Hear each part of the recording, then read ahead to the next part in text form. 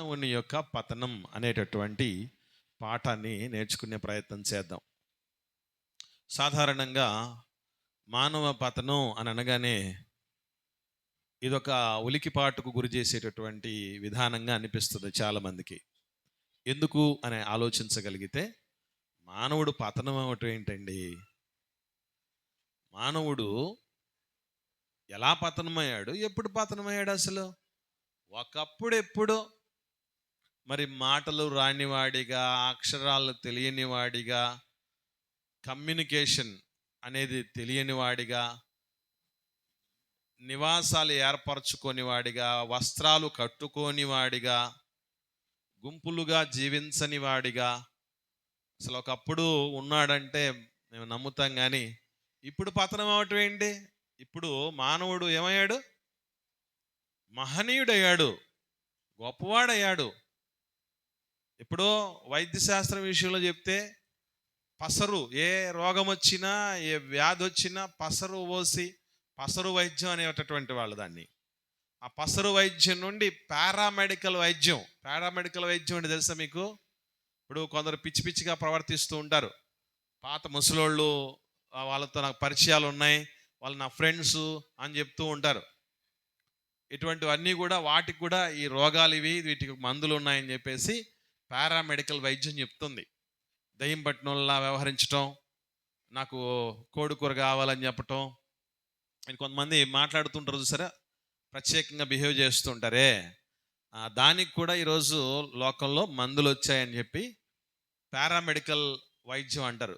మీరు ఇంటర్మీడియట్లో బైపీసీ తీసుకున్న తర్వాత రకరకాలైనటువంటి కోర్సులు ఆఫర్ చేయటం జరుగుతుంది వైద్య శాస్త్రంలో. అందులో పారామెడికల్ వైద్యం అనేది ఒకటి. ఇలా రాతి యుగం నుండి రాకెట్ యుగానికి మానవుడు ఎగబాకితే మానవుడు పతనమయ్యాడంటారేంటి? ప్రపంచాన్ని గుప్పిట్లో పెట్టుకున్నటువంటి స్థితిలో ఈరోజు అరచేతిలో దాచినటువంటి ఒక మహాశక్తి మానవుడు పతనం అయిందంటే, ఏదో రూపాయి పతనం అయిందంటే నమ్ముతాం. రూపాయి విలువ ఏమైందని చెప్తారండి? రూపాయి విలువ పతనం అయిపోయిందంటే, పతనం అయిపోయిందంటే ఏమైపోయింది అన్నట్టు? తగ్గిపోయిందని అర్థం, అంతేనా? రూపాయి విలువ పతనం అయిందంటే విలువ తగ్గింది అని అర్థం. అంటే మానవుడి పతనం అని అంటే మానవుడు ఎక్కడ తగ్గాడు? మానవుడు ఎక్కడ పడిపోవటం జరిగింది?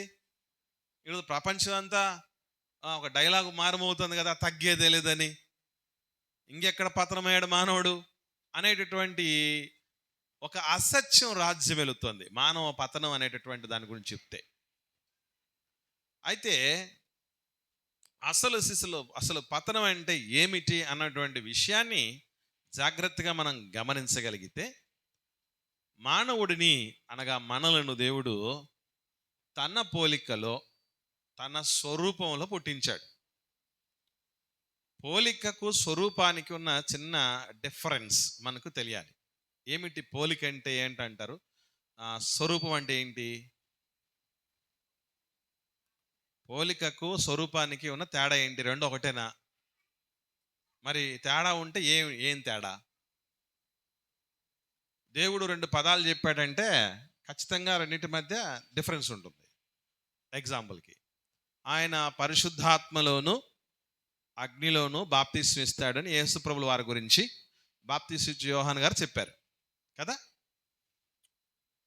పరిశుద్ధాత్మలో బాప్తిస్మం ఇవ్వటం, అగ్నిలో బాప్తిస్మం ఇవ్వటం రెండు ఒకటేనా?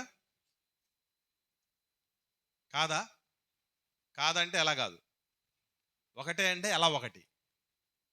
మీరు సింగిల్ వర్డ్ ఆన్సర్ చెప్తే కుదరదు. ఇక్కడ పర్ఫెక్ట్గా ఆన్సర్ మీకు తెలిసి ఉండాలి. పరిశుద్ధాత్మలోను అగ్నిలోను బాప్తిస్మం ఇస్తాడంటే పరిశుద్ధాత్మ బాప్తిస్మం, అగ్ని బాప్తిస్మం రెండు ఒకటనా కాదనా? అయితే ఎందుకు అవును, కాకపోతే ఎందుకు కాదు? దేవుని పోలిక, దేవుని స్వరూపం అంటే రెండు ఒకటనా కాదనా? అయితే ఎందుకు అవును, కాదంటే ఎందుకు కాదు? ఇవన్నీ మనం తెలియాలి. గుడ్డెద్దు చేలో పడ్డది అన్నట్టుగా ఎప్పుడు కూడా భక్తి జీవితంలో వెళ్ళకూడదు. ఎందుకంటే దేవుడు ఏమంటాడంటే సమస్తాన్ని పరీక్షించు.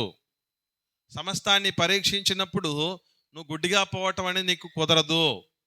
చాలా స్పష్టంగా నీ తెలుసుకుంటావు. తెలుసుకున్న తర్వాత నువ్వు నిర్ణయం తీసుకుని వెళ్ళిపో, మేలైన దాన్ని చేపట్టు అని చెప్తున్నాడు.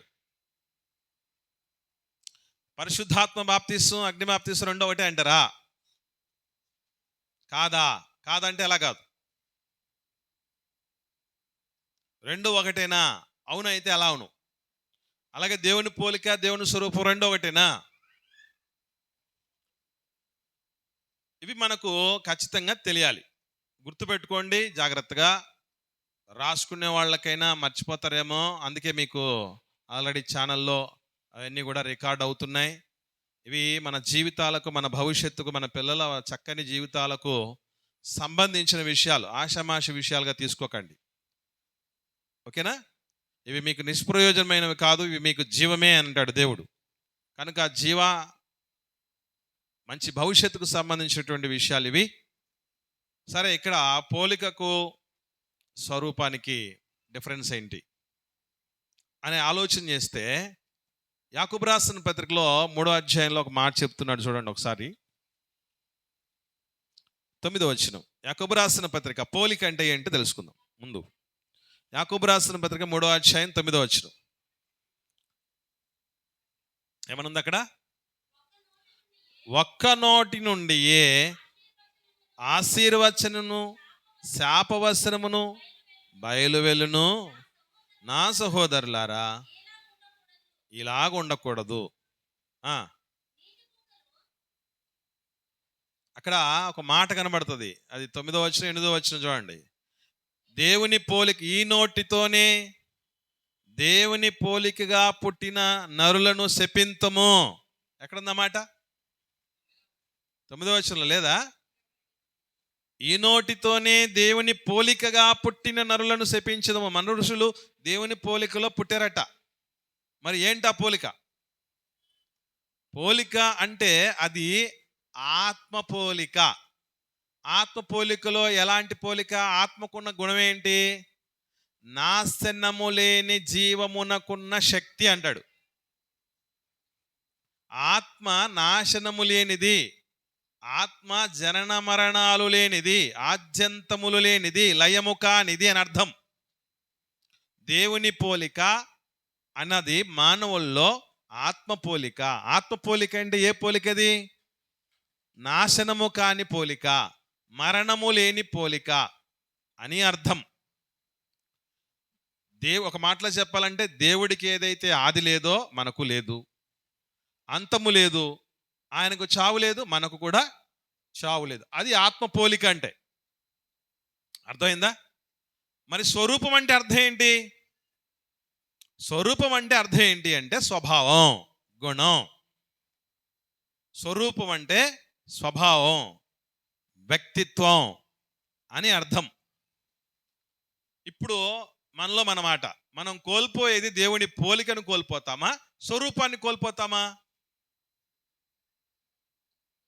బాగా ఆలోచన చేసి చెప్పండి. ప్రశ్న మళ్ళొక్కసారి. మనము దేవుని పోలికను కోల్పోతామా, స్వరూపాన్ని కోల్పోతామా? స్వరూపాన్నే కోల్పోతాం. మనం దేవుళ్ళలోనికి వచ్చినా రాకున్నా ఆత్మ అనేది ఎప్పటికీ అలాగే ఉండిపోద్ది కదా. నాశనం అవ్వటం అంటే, నేను ఇంతకుముందు చెప్పాను, నాశనం అవ్వటం అంటే నరకానికి వెళ్ళటమే తప్ప అది కంప్లీట్గా లేకుండా పోవటం అనేది కాదు అని. కాబట్టి కోల్పోయింది అంటే ప్రమాదం దేనికి? ఇప్పుడు దేవుని స్వభావాన్ని కోల్పోతాం. అందుకే నా పిల్లలారా, క్రీస్తు స్వరూపము మీ యందు ఏర్పడు వరకు నాకు మరలా ప్రసవ వేదన కలుగుచున్నది అని అంటాడు పౌలు గారు. గలతీయులకు రాసిన పత్రిక 4వ అధ్యాయం 19వ వచనంలో ఉంటుంది మాట. అంటే కోల్పోయేది దేని అన్నమాట? దేవుని స్వరూపాన్ని లేదా క్రీస్తు స్వరూపాన్ని. క్రీస్తు స్వరూపము లేదా దేవుని స్వరూపం అన్న దాన్ని మనం కోల్పోతాం. తిరిగి తావటానికి కూడా చాలా కష్టం. ఎంత కష్టం? దైవజనునికి ప్రసవ వేదన పడేంత కష్టం. ఈ ప్రపంచంలో ప్రసవ వేదన అన్నదానికి మించినటువంటి వేదన మరొకటి లేదట.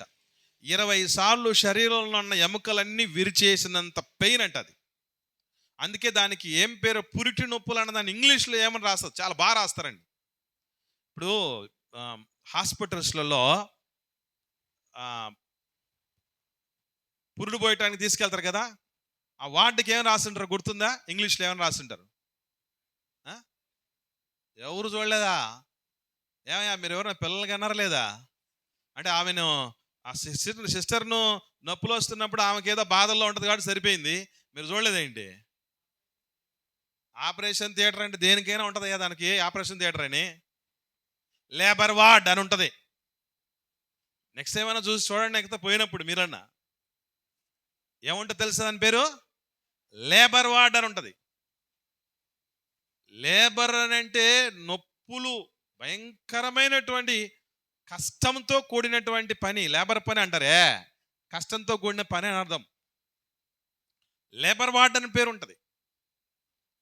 అలాగా కష్టంతో కూడినటువంటి ప్రసవ వేదన వస్తుంది. దేనికి? ఒక మనిషికి దేవుడి స్వరూపం తిరిగి రావాలంటే. కాబట్టి కోల్పోయేటటువంటి దేవుని స్వరూపం ఏదైతే ఉందో మనం చూసుకున్నాం, చూసారా? దేవుని స్వరూప గుణాలు, దేవుని స్వభావ గుణాలు ఏమేమి చూసాం? ఆయన పరిశుద్ధుడు, ప్రేమ స్వరూపి, నీతి స్వరూపి, సత్య స్వరూపి. ఇంకా ఏమేం చూసాం? ఆయన నమ్మదగినవాడు, అందరికీ ఉపకారి. ఇవి దేవుని స్వభావ లక్షణాలు, దేవ స్వభావ లక్షణాలు. ఇవన్నీ మనిషి కోల్పోవడం మానవుడు పతనం అవ్వడం అని అర్థం. మానవుడు పతనం అవ్వటం అంటే ఏదో టెక్నాలజీ పెంచేసుకున్నాము, రోగాలు రాకముందే మనం మందులు కనుక్కున్నాము, డబ్బులు బాగా సంపాదించడం మొదలుపెట్టాము, పట్టణీకరణ జరిగిపోయిందని కాదు. అది గొప్ప ఘనత కాదు. మనిషి ఎప్పుడైతే దేవుని స్వభావాలను సజీవంగా కాపాడుకుంటాడో అదే మానవుడికి ఘనత. అది ఎప్పుడు కోల్పోతాడో అదే అసలు సిసలు పతనం. ఇప్పుడు మనలో మనమాట ఈ దేవుని స్వభావం గుణాలు అన్నీ కూడా మనం పుట్టినప్పుడు ఉన్నవా లేకపోతే మధ్యలో వచ్చావా? మనం పుట్టినప్పుడు ఉన్నవా? అవన్నీ మధ్యలో వచ్చాయా? మళ్ళీ అడుగుతున్న ప్రశ్న, మనం మధ్యలోంచి తెచ్చుకున్నామా ఈ దేవుని గుణగణాలన్నీ, లేదా ఈ పుట్టినప్పటి నుంచే ఉన్నాయా? పుట్టినప్పటి నుంచే ఉన్నాయనుకుంటే మరి మనిషికి జన్మ పాపం ఉందంటారేంటి? చాలా మంది అనుకునే విషయం ఇప్పటికీ జరుగుతోంది, ప్రపంచవ్యాప్తంగా నమ్ముతున్నటువంటి విషయం అది.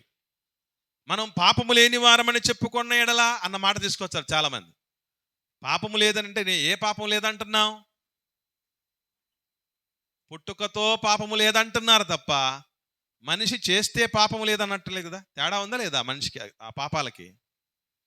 పుట్టుక విషయంలో దేవుడు ప్రారంభం నుంచి చెప్పిన మాటలు ఒకటే. స్త్రీ పురుషులు యొక్క కలయిక వల్ల తొలి మానవుడు పుట్టాడు. ఎవరు? కయీను. ఆయన పుట్టిన తర్వాత ఆ బిడ్డను కన్న తల్లి అన్న మాట ఏంటి? ఆదికాండము 4వ అధ్యాయం ప్రారంభవచనం. ఆదికాండము 4వ అధ్యాయం ప్రారంభవచనం. ఇక్కడ ఏముంది? ఆదాము తన భార్య అయిన హవ్వను కూడినప్పుడు ఆమె గర్భవతి అయి కయీను కని. ఎవరి దయ అటుది?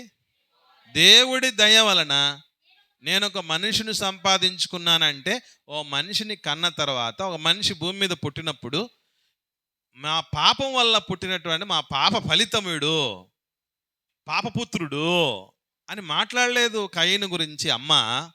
దేవుడి దయ అని అంటుంది. ఇంతకు ఇది హవ్వమ్మ స్టేట్మెంట్ మాత్రమేనా? కొందరు అతి తెలివితో ఏమని చెప్పచ్చు, ఇదేమన్నా దేవుడు చెప్పిందా? దేవుడు చెప్పింది కాదు కదా, హవ్వమ్మ మాట్లాడిన మాట కదా. కాబట్టి దీనికి వ్యాలిడిటీ ఉండదు అన్నారు అనుకోండి, అప్పుడు ఏం చెప్తారు? అసలు ఆది కాండంలోనే ఉన్నాయి సొల్యూషన్స్. ఆది కాండమును వాడే తొలి ఆ నలుగురిని ఉపయోగించే జన్మ పాపం అన్నది లేదు అని దేవుడు నిరూపించిన సందర్భాలు ఉన్నాయి. ఏమైనా మీకు గుర్తొస్తున్నాయా? మీరు ఇక్కడి నుంచి జంప్ అయిపోకూడదు. ప్రసంగ గ్రంథంలోనికి దేవుడు నరులను యథార్థవంతులుగా పుట్టించాడు కదా అని. నేను అందుకే ఆది కాండంలోకి రండి అని ఉండండి అని చెప్తున్నా. చెప్పండి ఒకసారి. తొలి నలుగురు సందర్భములోనే నుంచే జన్మ పాపం అన్నది లేదు అని మనం నిరూపించగలం. ఎలా? వెరీ గుడ్ అమ్మా. ఆదాము గారిని దేవుడే తన తన హస్తంతో చేయటంగా తన స్వభావంతో పుట్టించాడు, తన పోలికలో తన స్వరూపంలో పుట్టించాడు. దేవుని స్వరూపమే మనుషుల్లో ఉంటే దేవుడికి మనిషికి పాపం ఉంది అని అంటే ఈ పాపం ఎక్కడి నుంచి వచ్చి ఉండాలి? దేవుడి నుండే వచ్చి ఉండాలి. అర్థమైందా? ఇది అల్టిమేట్ ఆన్సర్. ఇంకా ఇంకా అవ్వమ్మను కూడా దేవుడే చేశాడు. ఆ నరుడిని అవ్వమ్మని ఇద్దరిని చేసింది. ఓకేనమ్మా, అది ఓకే. ఆ sequence order okay, no problem. Next 4వ అధ్యాయానికి వద్దాం. ఊరించకుండా 7వ వచనం, ఆదికాండం 4వ అధ్యాయము 4వ అధ్యాయం 7వ వచనం. ఆదికాండం చాలా ప్రాముఖ్యమైనది. చాలాసార్లు చదివి ఉంటాం ఈ మాటని, కానీ దాన్ని అలా ఆలోచించుండం. ఒక్కసారి ఆలోచన చేయండి. జన్మ పాపము లేదనడానికి ఒక అల్టిమేట్ ప్రూఫ్ ఇది. ఏమని? నీవు సత్క్రియ చేసిన ఎడల తలనెత్తుకొనవా? నువ్వు సత్క్రియ చేయకపోతే వాకిట పాపము పొంచి ఉండును, నీళ్ళ దానికి వాంచగలుగును, నీవు దాన్ని ఎలుదు. ఇప్పుడు నా ప్రశ్న ఏంటంటే, అంతవరకు కయ్యనుకి ఏ పాపము లేదా?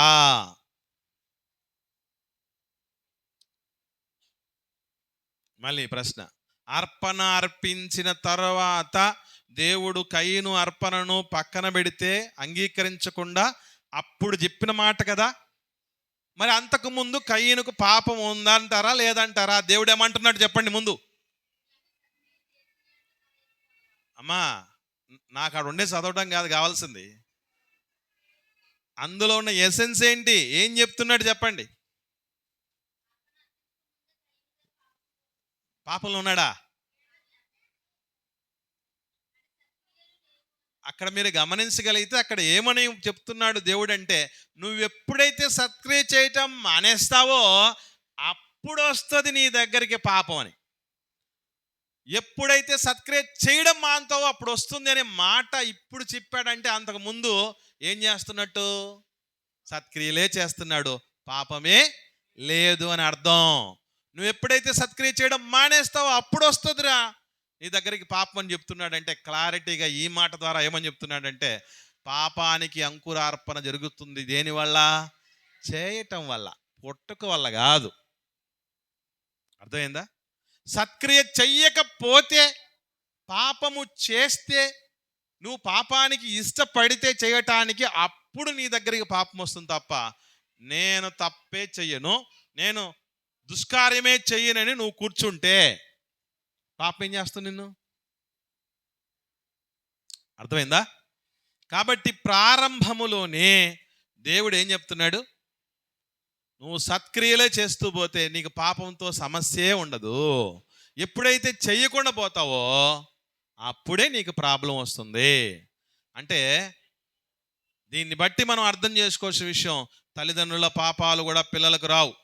ఒకవేళ అది నిజమైంటే ఆదాము అవ్వలు పాపం చేశారు, ఈ పాపం ఎవరికి వచ్చి ఉండాలి? కయ్యను హేబెల్కి వచ్చి ఉండాలి.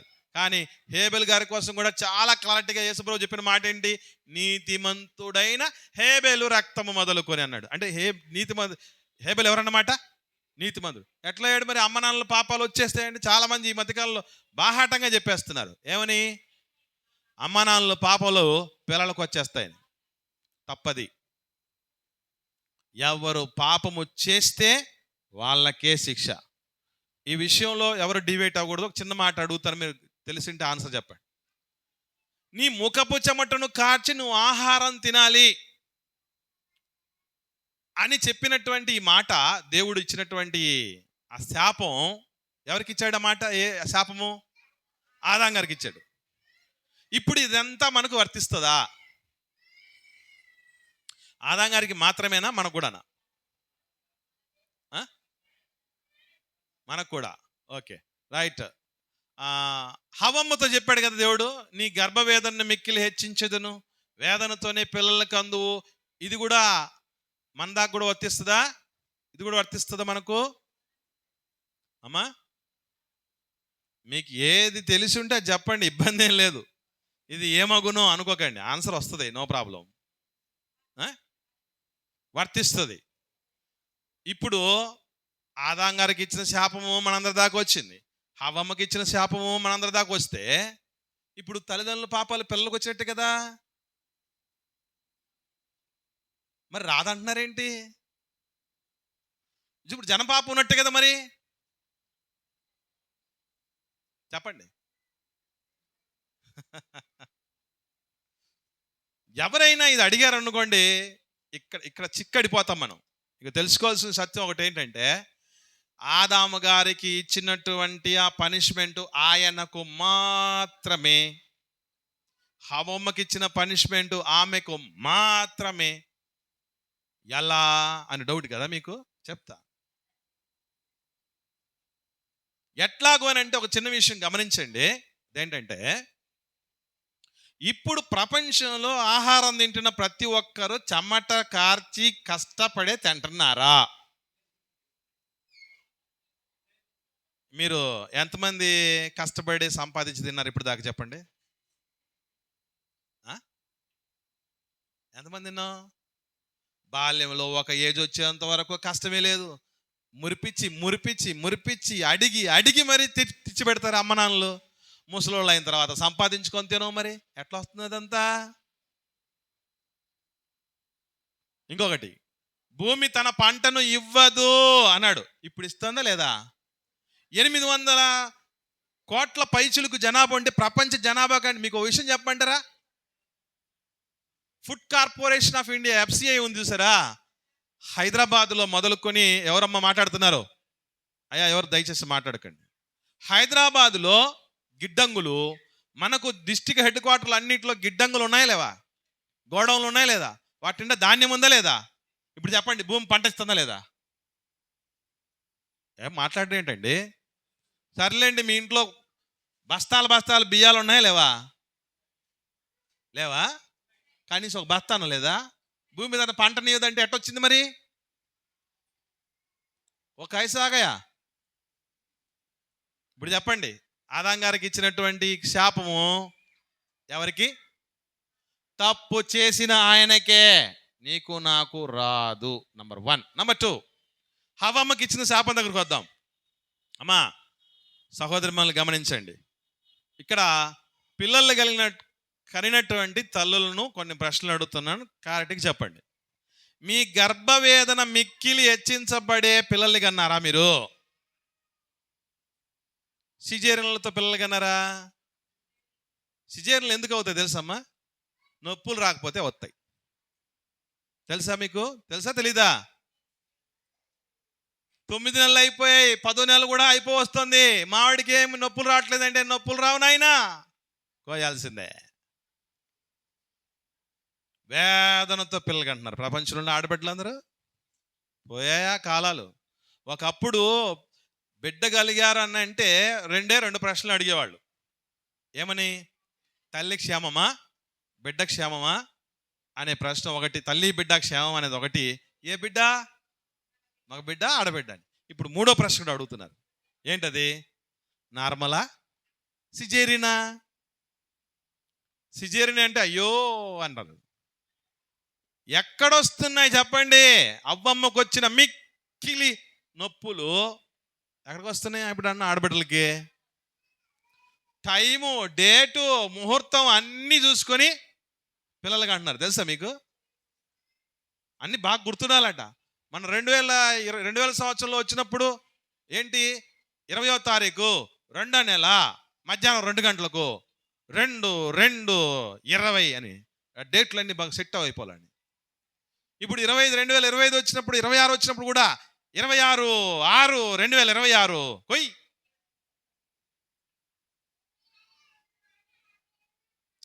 హవ్వమ్మకి ఇచ్చిన శాపం ఆడబిడ్డలకి అందరికీ రాలేదమ్మా. ఒకవేళ అది అందరికీ వర్తించిందంటే తల్లిదండ్రుల పాపాలు పిల్లలకు వచ్చినట్టే, జన్మ పాపం కూడా ఉన్నట్టే.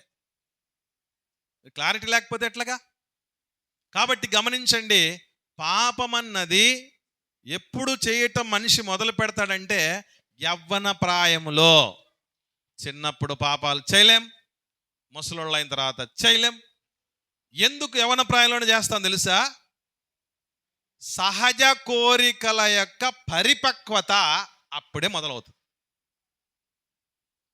మానవుని యొక్క సహజ కోరికలు ఒక పరిపక్వ దిశలో, ఒక అగ్నిపర్వతం బద్దలయ్యేటటువంటి స్థితిలో యవ్వన ప్రాయంలో ఉన్న వాళ్ళకే వస్తాయి. అందుకే దేవుడు ఏమన్నాడు? యవ్వనులారా తప్పక తొట్టిల్లుతారు మీరు అన్నాడు. యవ్వనులు తప్పక తొట్టిల్లుతారు అన్నాడు. అంటే అర్థం ఏంటి? దేనివల్ల? సహజ కోరికలతో. అంటే మానవుడి యొక్క సహజ కోరికలు దేవుడు కోరుకున్నట్టు కాకుండా, దేవుడు నియమించినట్టు కాకుండా అక్రమ మార్గంలో తీర్చుకుంటున్నామంటే అదే పతనం. 2 రకాల పతనాలు చూసాం. మొట్టమొదటిది, దేవుని యొక్క స్వభావాన్ని కోల్పోతే, దేవుడికి ఉన్న గుణగణాలు ఏవైతే ఉన్నాయో అవి కోల్పోతే అదే పతనం. రెండోది ఏంటి? సహజ కోరికలను సాతాను నియమంలో తీర్చుకోవటమే పతనం.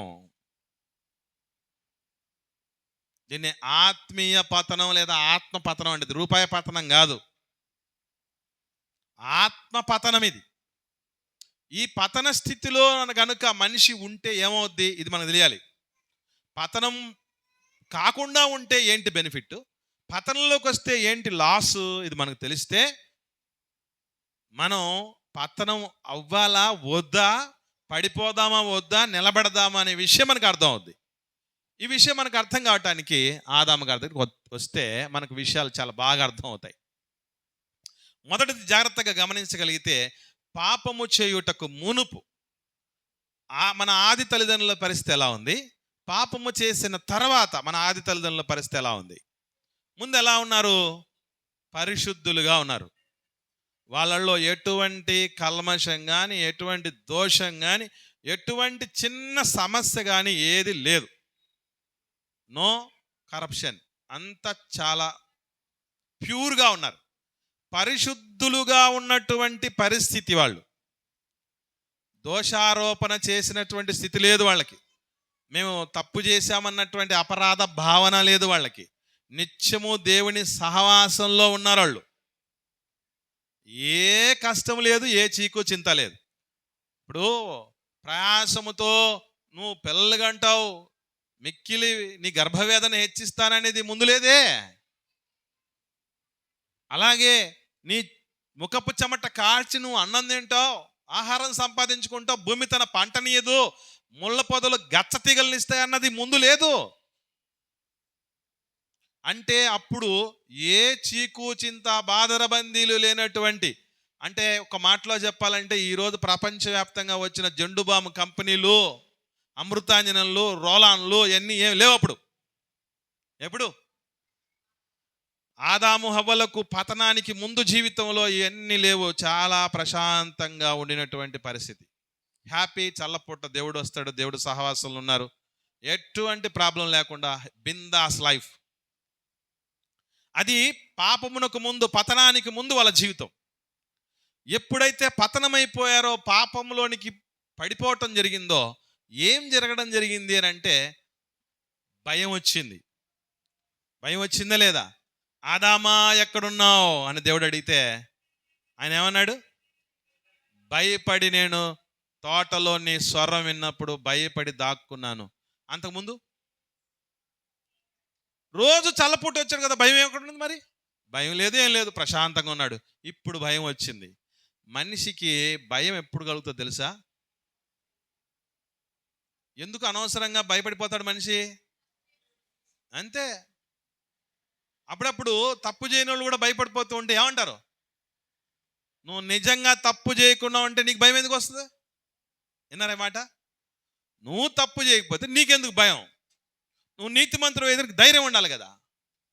నువ్వు భయపడుతున్నావు అంటే ఏదో పొరపాటు చేశావు, తప్పు చేశావు, నిజం చెప్పు అంటారు. భయం వచ్చేసింది. మనిషి భయం అన్నటువంటిది ఎలాంటి స్థితికి తీసుకెళ్ళిపోతుందో తెలుసు. నెక్స్ట్ అంటే భయముతో ముడిపడినటువంటి అనేకమైన అవలక్షణాలు వచ్చేస్తాయి. భయపడ్డాడు. నెక్స్ట్ ఏం జరిగింది? దాక్కున్నాడు. దాక్కున్నాడంటే దొంగలు దాక్కుంటారు. దాక్కునేది ఎవరు? దొంగ పోలీస్ ఆట ఆడతాం కదా చిన్నప్పుడు. ఎవరు దాక్కుంటారు? దొంగలు దాక్కుంటారు. దొంగ స్వభావం వచ్చేసింది.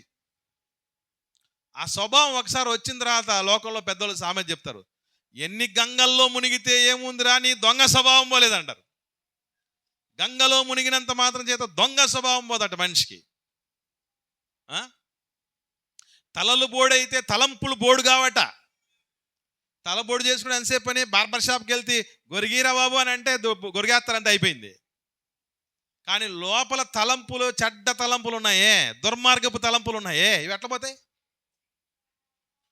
అలా ఒక్కసారి దానికి అడిక్ట్ అయిన తర్వాత సిగ్గు తెలిసింది వాళ్ళకి, భయం వచ్చింది, దాక్కునే స్వభావం వచ్చింది, సిగ్గు, తాము దిగంబరులమని తెలుసుకున్నారు. మరి సిగ్గు తెలిసిన తర్వాత సిగ్గును కప్పుకోవటానికి ఏమైనా శాశ్వత పరిష్కారం కలిగారా? తాత్కాలికమైన పరిష్కారాలు ఎప్పటి నుంచి మొదలయ్యా అనుకున్నారు? పాపానికి మనిషి ఆహ్వానం పలికిన తర్వాతే తాత్కాలిక పరిష్కారాలు వచ్చాయి ప్రపంచంలోకి. అందుకే మీరు చూడండి, మానవుడు కనుక్కున్న ఏ పరికరం నుంచి అయినా సరే మేలు కొంత, ఘోరంత మేలైతే పర్వతం అంత ప్రమాదం ఉంది. ఉందా లేదా? కరెక్ట్గా మీరు గమనిస్తే సిగ్గు తెలిసింది, బాగుంది. ఏం చేస్తారండి వీళ్ళు? అంజూరు పాకులు చుట్టుకున్నారు. ఆకులు ఎంతసేపు ఉంటాయి? ఇప్పుడు మీలా కూర్చోగలరా? ఆకులు చుట్టుకొని పని చేయగలరా? ఆకులు చుట్టుకొని ఎండాకాలంలో ఉండగలరా? ఆకులు చుట్టుకుంటే ఏం చేయగలరు? వాళ్ళ తెలివి అట్లా ఏడ్చింది. అక్కడి నుంచి మొదలు పెట్టుకొని ప్రపంచంలో పరిస్థితి ఎట్లా ఉన్నాయంటే, ఇప్పుడు వాహనాలు దూసుకుపోతున్నాయి చూసారా? వాహనాలు కనుక్కున్నాం, ఎంత అత్యద్భుతమైన ఆవిష్కరణలు మనిషి కనుక్కున్నాడని సంకలు గుద్దుకునే లోపు ఎంత వేగంగా పోతున్నాయి వాహనాలు. అంత వేగంగా ఏం పెరిగిపోతుందట? కాలుష్యం పెరిగిపోతుంది లేదా? ముందుకు దూసుకుపోయిన దాన్నే చూస్తున్నారు, వెనకకు వచ్చేటటువంటి కాలుష్యాన్ని మర్చిపోయారు. ఇట్లా ఒకటి కాదండోయ్, ప్రతిదీ చెట్టు నుండి కాయ కానీ, పండు కానీ, కూరగాయ కానీ, ఆకుకూర కానీ, పండు కానీ కట్ చేసిన, డిస్కనెక్ట్ చేసిన 24 గంటలలోపు తినాలి. ఎవరు తింటున్నారు? ఎప్పుడో కోసింటారు. కోసిన తర్వాత అవన్నీ ట్రాన్స్పోర్టేషన్ అయ్యి పెద్ద మార్కెట్కి వచ్చి, అక్కడి నుంచి చిన్న మార్కెట్కి వచ్చి, చిన్న మార్కెట్ నుంచి బండ్ల మీదకి వచ్చి, బండ్ల మీద నుంచి మనం కొన్న తర్వాత ఏం చేస్తాం? ఫ్రిడ్జ్లో పెట్టి, అవి ఫ్రిడ్జ్లో పెట్టిన తర్వాత కూడా మగ్గిపోయి కాటికి కాలు దాచుకున్న ముసలోళ్ళగా తయారైపోతాయి అవన్నీ. అప్పుడు తినేస్తాం. ఇది దీనిలో ఈ ఫ్రిడ్జ్ కనుక్కున్న తర్వాత ఫ్రీయాన్ గ్యాస్లు వచ్చేసాయట. అది ప్రమాదం. వేగంగా డెస్టినేషన్కు, గమ్యానికి చేరిపోదాం, ప్రపంచాల మధ్యన దూరాలను చెరిపేద్దాం అని చెప్పేసి విమానాలు కనుక్కున్న తర్వాత దానిలో నుంచి కూడా భయంకరమైనటువంటి CFC గ్యాస్లు వచ్చేస్తున్నాయండి, క్లోరోఫ్లోరో కార్బన్స్ అని. ఎన్ని? ఒకటా రెండా? పాపం అన్నది ఒక్కసారి మనిషి అలవాటు పడ్డ తర్వాత చిన్ని ప్రయోజనం చూసుకొని పెద్ద ప్రమాదాన్ని కొనిపెట్టుకోవడం విదితమే. మన ఆది తల్లిదండ్రుల నుంచి వచ్చింది. నెక్స్ట్ ఏంటి? వాళ్ళ మీద దోషారోపణ చేసే మనస్సాక్షి అప్పుడే పుట్టింది. తప్పుడు భావం వచ్చిందా లేదా? తప్పు చేశాం మనం, దేవుడితో సహవాసంలో మేము ఇప్పుడు ఉండలేం, ఆయన ఎదురుకు వెళ్ళలేం మనం అనేటటువంటి దోషారోపణ చేసే మనస్సాక్షి వచ్చేసింది. తర్వాత అపవాదు పెరిగింది. మొట్టమొదటి పాపం చేసిన తర్వాత మనిషిలో వచ్చే అవలక్షణాలు ఎలా ఉంటాయంటే, అపవాదం అంటే అర్థం ఏంటి? మన తప్పులను ఎదుటోళ్ళు తప్పులుగా చెప్పడం. నేను స్కూల్లో పిల్లల్ని అడుగుతూ అరే నువ్వు ఎందుకు స్కూల్కి రాలేదండి? వాడు ఏమంటాడు తెలుసా? స్ట్రైట్గా ఆన్సర్ చెప్పడు. సార్ వాడు కూడా రాలేదు సార్ అంటాడు. హోంవర్క్ ఎందుకు చేయలేదురా అండి? సార్ వాడు కూడా చేయలేదు సార్ అంటాడు. మార్కులు ఎందుకు తక్కువ వచ్చాయని అనుకోండి, నాకే కాదు సార్ చాలా మందికి తక్కువ వచ్చాయి అంటాడు. అంటే వాడు ఏం చేస్తున్నట్టు చెప్పండి? నిజమే, నేను ఈ కారణం చేత రాలేదు మహాప్రభు అని చెప్తే వాడిని ఏమనం. వాడు ఏమంటాడంటే లోకమంతా చుట్టేస్తాడు. ఈ లక్షణాలు ఎక్కడి నుంచి వచ్చాయి అని అంటే, నాయనా నువ్వు నీ భార్య మాటని తినవద్దన్న పండు తిన్నావా? అవును నాయనా అని ఉంటే సమస్య ఉండేది కాదు. నాన్నేం చెప్పాడు? మన నాన్న, ఆ అసలు నాన్నతో మనందరి నాన్న చెప్పినటువంటి మాట ఏంటంటే, ఈ స్త్రీ నాకు ఇచ్చింది, నేను తిన్నాను. అంటే ఇప్పుడు తప్పు నీదే కదా, నువ్వే తప్పు చేసావా అని అడిగితే ఏం చెప్పినాడు? అది కాదయ్యా, నరుడు ఒంటరిగా ఉంటాడు మంచిది కాదు నువ్వే కదా అనుకున్నది. అది కాదు, అవమ్మది. అవమ్మ దగ్గరికి వచ్చి అడిగితే ఈమె ఎలాంటిదేమో కరెక్ట్గా అయ్యగారికి తగ్గిన జోడి, ఆదాం గారికి తగిన జోడి. ఈమెమనింది, సర్పము నన్ను మోసపుచ్చింది. దేవుడైన యెహోవా చేసిన సమస్త భూజంతువులు సర్పము యుక్తిగలదని చేసావు కదా, అది వల్ల.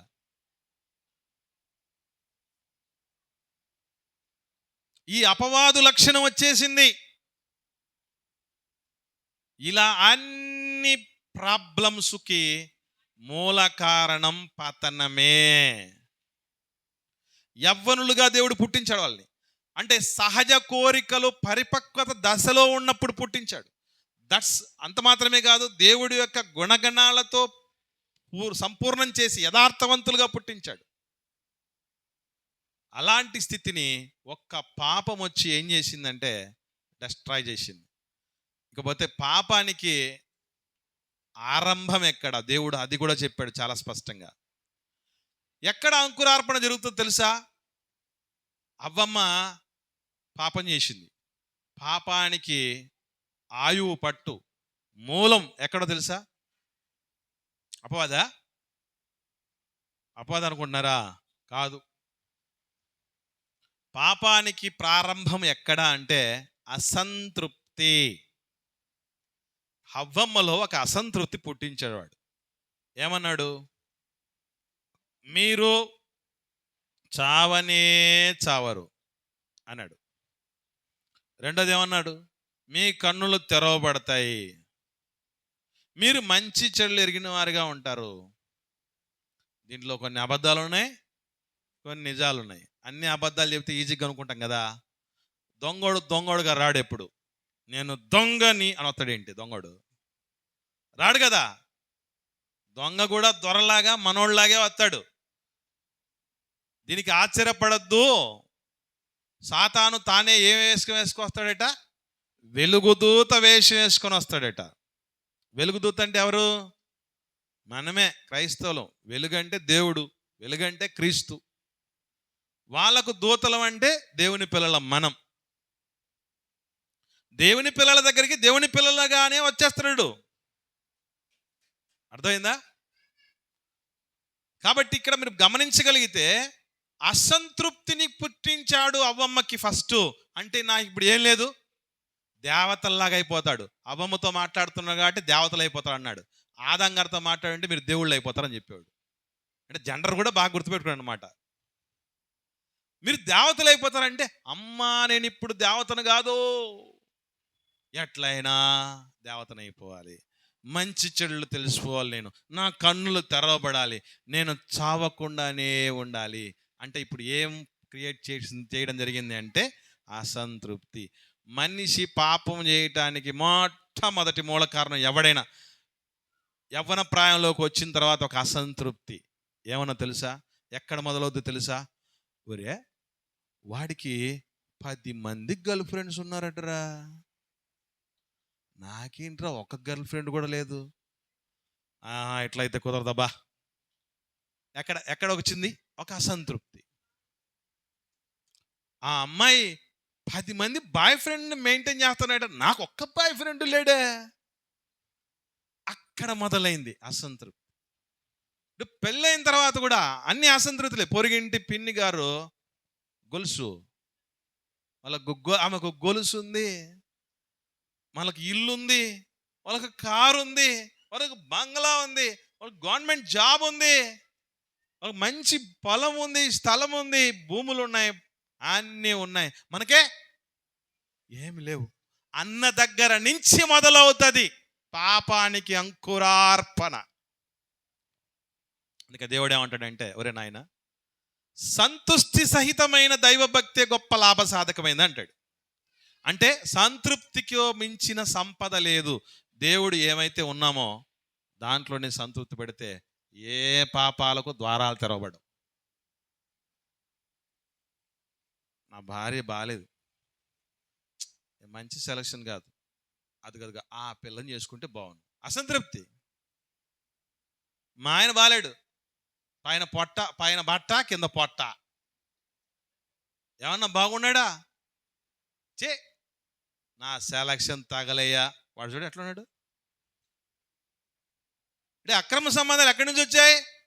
అసంతృప్తి నుంచి పుట్టాయి. మర్చిపోకండి. అవ్వమ్మ కూడా అసంతృప్తి పంపించి, అసంతృప్తిలో నుంచి ఏమొస్తుందంటే దురాశ పుడుతుంది.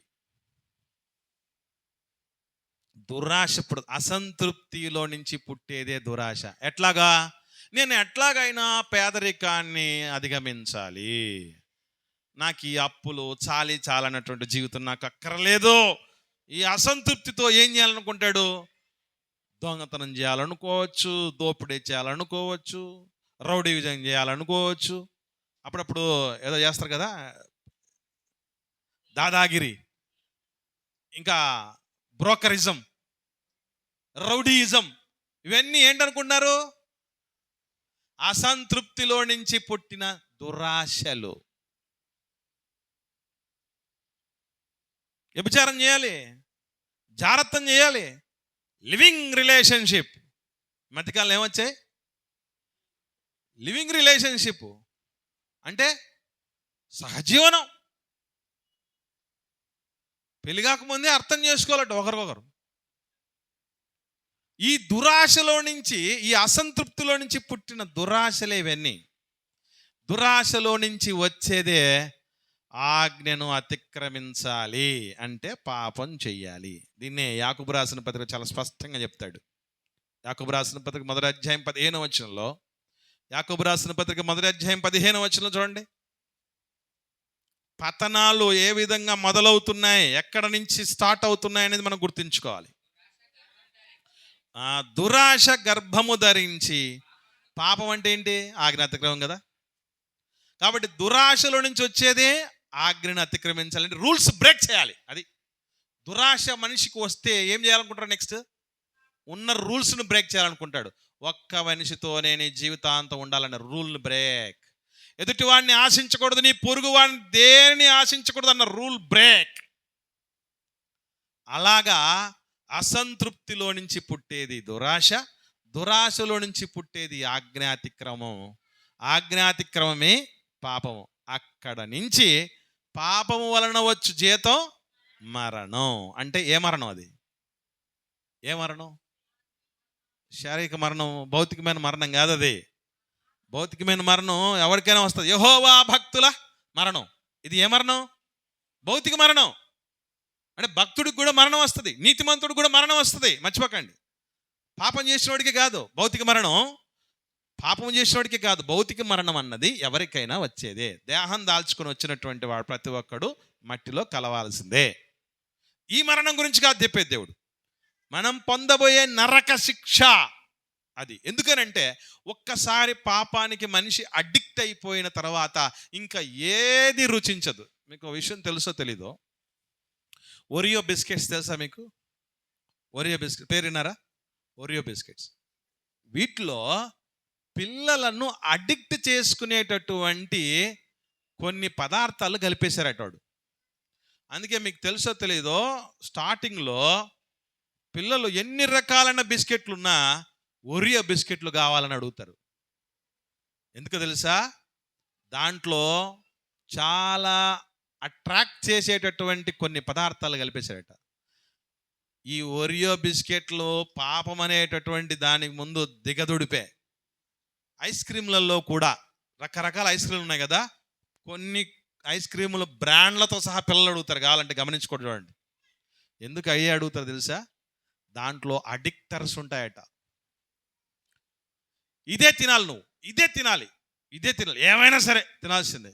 వద్దు అని ఎన్నిసార్లు చెప్పండి, కొట్టండి, ఏమైనా చేయండి, నాకు అదే కావాలి. అప్పుడప్పుడు ఈ లేచిపోయిన పిల్లల్ని తీసుకొచ్చి పంచాయతీ పెట్టి పెద్దల ముందు కూర్చోబెట్టేస్తే వాళ్ళు ఏం చెప్తారు? ఎన్ని చెప్పినా వాడే కావాలి. అబ్బాయికి చెప్పామనుకోండి, అదే కావాలి. అడిక్షన్ అది. పాపము చాలా భయంకరమైన అడిక్షన్. ప్రతిసారి ఏం చేస్తుందంటే మనకి, ఇదిగో ఇదే చివరి, ఒక్కసారే ఇదే లాస్ట్ అని కవ్వించి మరి మనము లాస్ట్ అయిపోయేంత వరకు, మనము చివరి దశకి వెళ్ళేంత వరకు పతనం దిశగా సాగించేది పాపం. అందుకే ముందు ఎక్కడ జాగ్రత్త పడాలి? మనం ఎక్కడ జాగ్రత్త పడాలి? అసంతృప్తి అనేది పడకుండా చూసుకోవాలి. అసంతృప్తి అనేది మొదలైతే ఏమవుతుంది? నెక్స్ట్ ఏం వస్తుంది? దురాశ పడుతుంది. దురాశ ఏం చేయిస్తుంది? రూల్స్ బ్రేక్ చేయిస్తుంది. రూల్స్ బ్రేక్ చేస్తే ఏమైపోతుంది? ఒక్కసారి బ్రేక్ చేసిన తర్వాత ఎట్లా అనిపిస్తుంది తెలుసా? ఇదేదో బాగుందే అనిపిస్తుంది. చిన్న ఎగ్జాంపుల్ చెప్తా. కాపీ కొట్టడానికి అలవాటు పడినాడు చదువుతాడు ఎప్పుడన్నా? ఎందుకు? సంవత్సరం అంతా స్లిప్ టెస్టులు, యూనిట్ టెస్టులు, quarterly, half yearly, pre final, grand టెస్టులు, ఈ దెబ్బలు, రెమిడియల్ క్లాసులు. ఎవడు చెప్పింది అదంతా? ఒక్కసారి కాపీ కొట్టడం అలవాటు చేసుకుంటే పోలా? పాపం ఏం చేస్తా తెలుసా? అడిక్ట్ చేయిస్తుంది. ఇదిగో ఈ కష్టపడ్డాలు, డ్యూటీలు చేయటాలు, శ్రమించటాలు, కూలీనాలు చేసుకోవాలు, చెమటోడ్చటాలు ఇవన్నీ అక్కర్లేదు. సింపుల్. ఒక్క చైన్ లాగితే, ఏ చైన్? ట్రైన్ చైన్ కాదు, గోల్డ్ చైన్. మెల్లో ఉన్న గోల్డ్ చైన్ అలా ఒకసారి లాక్కెళ్ళిపోతే ఎంత బాగుంటుంది. ఇప్పుడు చిత్రమైన విషయం చెప్పమంటారా? ఈ మధ్యకాలంలో ఉద్యోగస్తులు కూడా చైన్ స్నాచింగ్ చేస్తున్నారట. మనం గుజరాత్లో న్యూస్ చూశాను, చాలా విచిత్రం అనిపించింది. సీనియర్ అసిస్టెంట్గా పనిచేస్తున్నాడు, దాదాపు ₹1,00,000 పైన జీతం. మరి ₹1,00,000 పైన జీతం సంపాదిస్తున్నాడు కూడా చైన్ స్నాచింగ్ చేశాడు. వాడిని పట్టుకొని ఆరాధిస్తే ఎవడరా నువ్వు అని అంటే అది బయటపడిందంట. ఎందుకు? అలా వాటపడ్డ ప్రాణాలు. ఏం చేద్దాం? ఈజీ మనీ కదా, ఈజీ మనీ అలవాటు పడిపోయారు. కాబట్టి పాపం అన్నది అలవాడితే ఏమవుతుందని అంటే, నువ్వు ఎన్ని చెప్పినా ఆఖరికి అన్నీ అయిపోయిన తర్వాత సరే కానీ నీకు తెలియక దాన్ని మధ్య నేను అప్పుడప్పుడు మా ఫ్రెండ్స్ ఇప్పటికండి ఈ నోట్లోకి ఒక చిన్న బీరు చుక్క కూడా పోలే, 46 years క్రాస్డ్. ఎంతమంది ఎన్నిసార్లు ఫ్రెండ్స్, ఒరే మేము తాగుడుపోతేలాం కాదురా బాబు, మేము తాగుడుపోతేలాం కాదురా, ఎప్పుడో ఒకసారి అకేషనల్గా తాగేది, ఏమో పెద్ద నువ్వు ఒక్కడవే ఏదో నీతిమంతుడని గొప్పడు అన్నాడు చెప్తున్నావే అనని మాట్లాడి ఎన్ని రకాలుగా ప్రయత్నం చేయించారు. వద్దని కూర్చుంటే అంతే. ఒరే నీకు తెలియదురా, దాని మజా తెలియదురా, ఒక్కసారి తాగు చూడరా అని చెప్పేవాళ్ళు ఉంటారు. ఎవరైనా కూడా మనల్ని ఒకసారి బయటికి అలా షికారుకి వెళ్ళేటప్పుడు రాను అని చెప్పాను అనుకోండి, ఏం చెప్తారు వాళ్ళు? కవ్విస్తారు. దురాశ కలిగే విధంగా. అసలు నీది ఒక జీవితమేనా? ఒక సంతోషం లేదు, ఒక ఆనందం లేదు. ఒరే మనిషి అన్నాక కాస్తంత కళాపోషలు ఉండాలిరా. కొన్నిసార్లు మా కొలీగ్స్ అదే అడుగుతారు, ఎప్పుడు చూసినా ఏంది రుచి పచ్చలేని జీవితం? అదంతా దేనికోసం అనుకుంటున్నారు? నీలో నాలో ఒక అసంతృప్తి క్రియేట్ చేయాలి. మందు దాగని జీవితమేనా? షికార్లకు పోయిన జీవితమేనా? ఒక దమ్ము కొట్టని జీవితమేనా?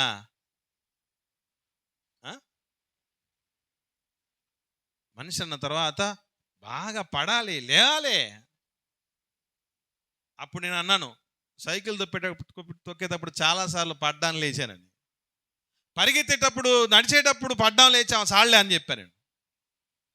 ఎలాగైనా నీలో నాలో ఒక అసంతృప్తిని క్రియేట్ చేయాలి. ఏ పాపానికి మనం అడిక్ట్ అయినా కూడా ముందు అసంతృప్తి క్రియేట్ అవుతుంది, దాని తర్వాత దురాశ పడుతుంది. దురాశ అనేది రూల్స్ని బ్రేక్ చేయిస్తుంది, ఆజ్ఞలను అతిక్రమింపజేస్తుంది, పాపానికి తీసుకెళ్ళి ఎట్లయినా నరకానికి తీసుకెళ్ళిపోయే పరిస్థితి తీసుకొస్తుంది. ఇదే పతనం. అసంతృప్తితో ప్రారంభమై నరక శిక్షతో ముగించబడేదే పతనం.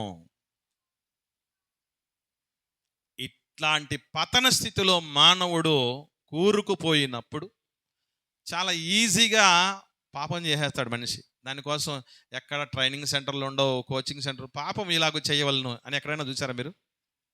ఎక్కడైనా అబద్ధాలు ఎట్లా ఆడాలో నేర్పిస్తాం రండి అని ఎవరైనా చెప్పాడు? మీకు బోర్డు ఇచ్చాడా? చెప్పండి.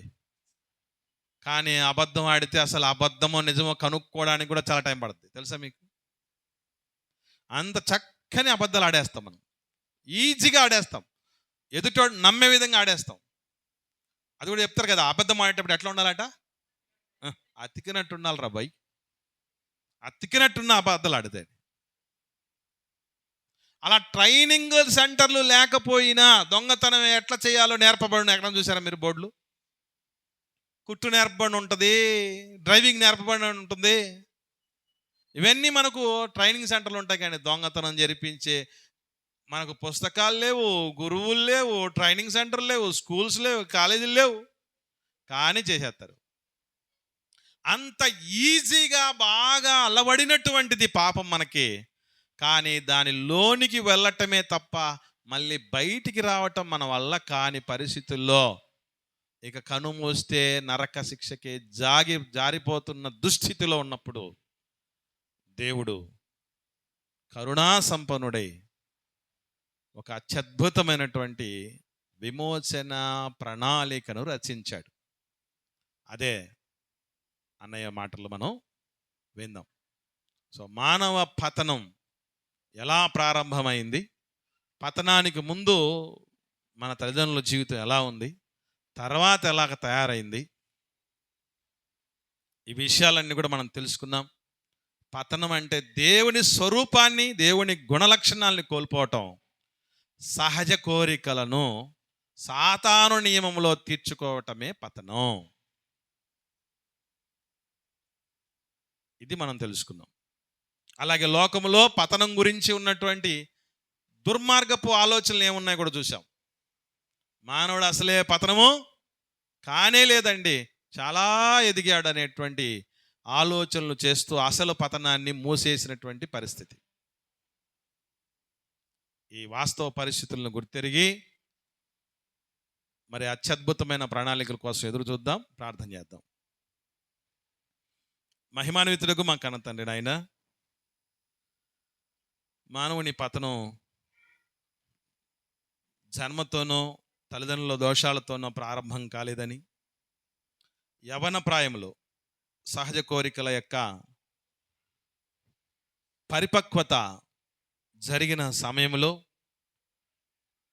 మేము అసంతృప్తికి సాతాను మాయాజాలంతో గురైనప్పుడు జరిగిన కార్యమని, అక్కడ నుంచి మొదలై ఎక్కడి నుంచి పడిపోయామో నాయనా, పతనానికి మునుపు మా జీవితాలు ఎలా ఉండేటివో, ఎలా ఉంటాయో, తదుపరి ఎలా మారిపోయాయో, ప్రమాదకరమైన స్థితిలోకి వెళ్ళిపోయాయో మాకు నేర్పించారు మా ఆది తల్లిదండ్రులు మా ముందు పెట్టి. నా తండ్రి, ఇలా నేర్పగలిగినటువంటి మిమ్మల్ని పోలిన బోధకుడు ఈ ప్రపంచంలో ఎవరు లేరు నాయనా. మీ ప్రేమకు, మీ ఆదరణకు, మీ కనికరానికి, మీరిచ్చిన అవకాశానికి సదా విధేయులమై జీవించగలుగుటకు సహాయతనివ్వండి. పతనమైన మా ఈ జీవితాల పట్ల మీరు కరుణా సంపన్నులై, వాత్సల్య పూర్ణులై ఏ రీతిగా విమోచన పథకమును రచించి ఉన్నారో దాన్ని ఎలా మేము సొంతం చేసుకోవాలో మీ కుమారుడు, మా సహదాసులు పాలన్న గారి మాటల్లో మేము విని నేర్చుకున్నట్టు కృప దయచేయండి. విన్న మాటలు వృధా పోకుండా మనోఫలకాలపై మేము మాటలు ముద్రించుకొని సమయానుకూలంగా వాటిని వాడుట కృప దయచేయమని, తద్వారా కూడా మహిమ ఘనత ప్రభావాలు మీరే పొందుకునమని యేసుక్రీస్తు ప్రభువుల వారి పరిశుద్ధమైన నామములో ఈ ప్రార్థన మీకు సమర్పించి పొంది ఉన్నాం తండ్రి. ఆమేన్.